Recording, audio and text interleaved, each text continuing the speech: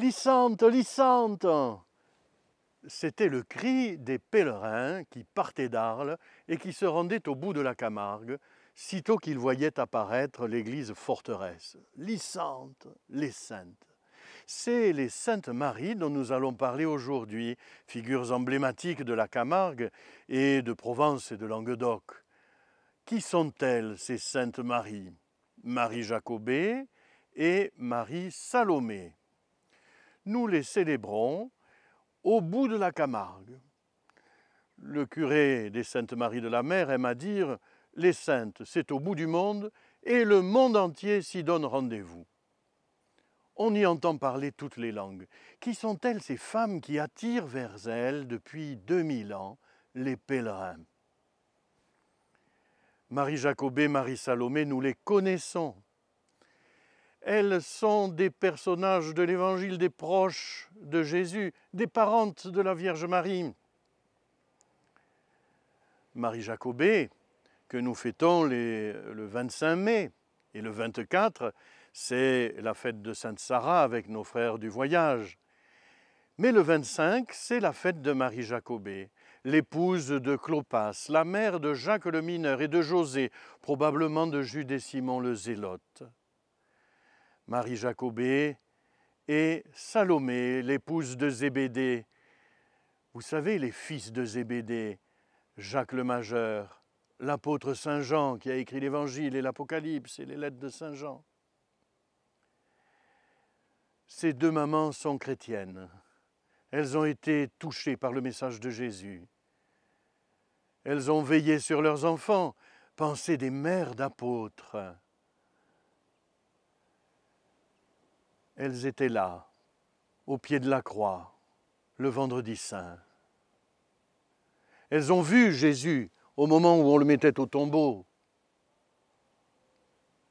Et elles sont allées acheter les parfums avec Marie-Madeleine pour le dimanche matin, courir au tombeau vide et annoncer aux apôtres la résurrection de Jésus.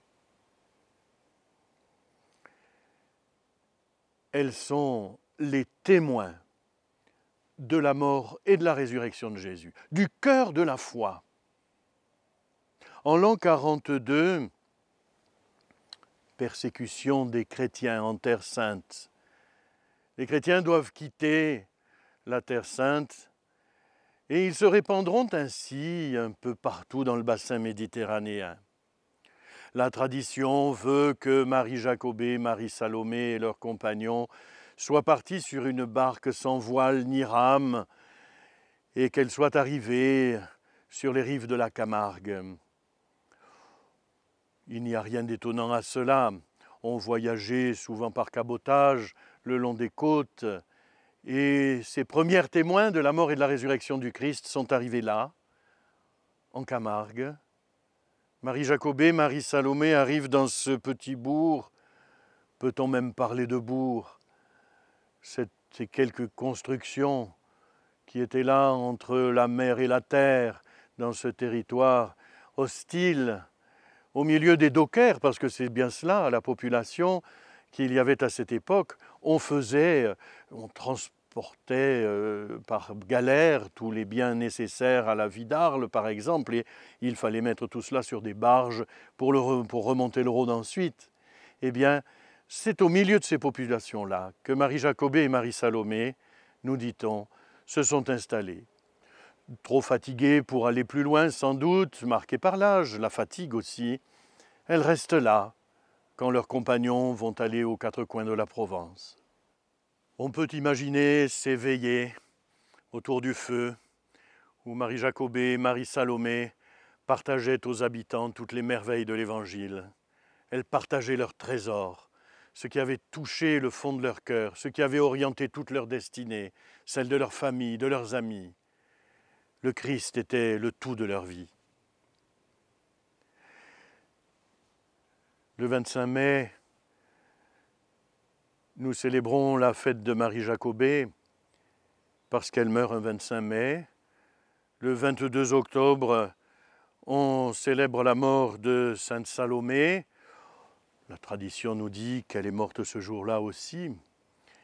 Et fidèles à ces rendez-vous, les pèlerins sont très vite venus sur les tombes de ces deux femmes. On bâtit une église, on sait qu'elle existe à l'époque de Saint Césaire déjà, puisqu'il lègue une certaine somme dans son testament à la communauté chrétienne qui habite là. Puis on reconstruit après l'église carolingienne, une église romane, celle que nous connaissons aujourd'hui, et c'est dans ce qui sert aujourd'hui de crypte que l'on va retrouver les tombes de ces deux femmes, car on y venait en pèlerinage, mais il n'y avait aucune trace. C'est le 4 décembre 1448 que le roi René, avec des notables, des princes de l'Église, se rend aux Saintes-Maries de la Mer et on procède à des fouilles. Et l'on découvre ce jour-là 2 corps de femmes inhumés sous l'autel, là où il y a actuellement la crypte. Et près d'elle, un morceau de marbre qu'on mettra dans le mur de l'église des Saintes. On l'appelle l'oreiller des Saintes, vous le repérerez si vous y venez un jour. Sont-elles venues, ne sont-elles pas venues? Il y a toujours ces questions qui reviennent sans cesse. Comme le disait bien souvent un prédicateur des Saintes, sont-elles venues, ne sont-elles pas venues? Toujours est-il qu'elles y sont, par la prière des pèlerins, par la ferveur des foules.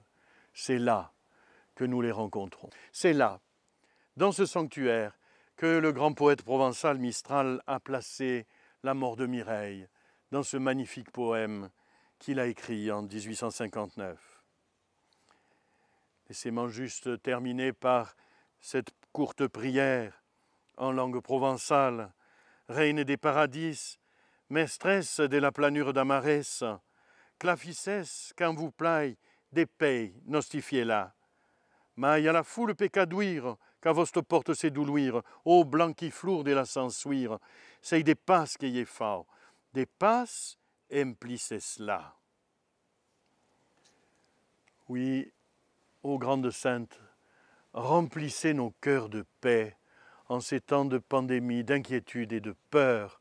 C'est vers vous que nous nous tournons, vous qui avez affronté tous les dangers et qui nous avez apporté la joie de la foi, la joie de la résurrection. Sainte Marie Jacobée, Sainte Marie Salomé, priez pour nous.